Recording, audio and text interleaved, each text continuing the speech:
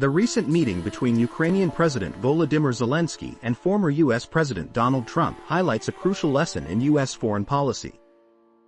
For 3 years, Ukraine has been on the front lines against Russia, relying heavily on American military and financial support. However, as the conflict continues, signs of a strategic shift are emerging, prioritizing U.S. interests over Ukraine's survival.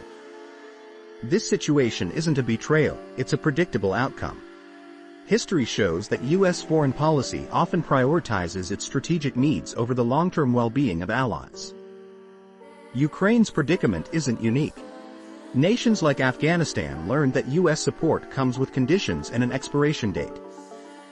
After arming the Mujahideen in the 1980s, the U.S. withdrew, leaving Afghanistan in chaos.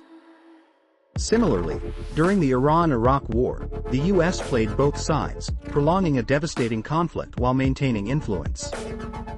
The Gulf War saw the U.S. intervene only when oil interests were threatened, resulting in permanent military bases in the region. In Ukraine, the war against Russia was framed as a fight for democracy. However, the underlying motivation was to weaken Russia without direct American military involvement. The U.S. provided billions in weapons while avoiding direct confrontation, ensuring Ukraine bore the brunt of the conflict. As the war becomes costly, Washington signals to Zelensky that negotiations may be necessary. The message is clear. Ukraine was useful when it served U.S. interests, but as American focus shifts, so does its commitment. The Zelensky-Trump meeting underscores a hard truth: U.S. support is never unconditional.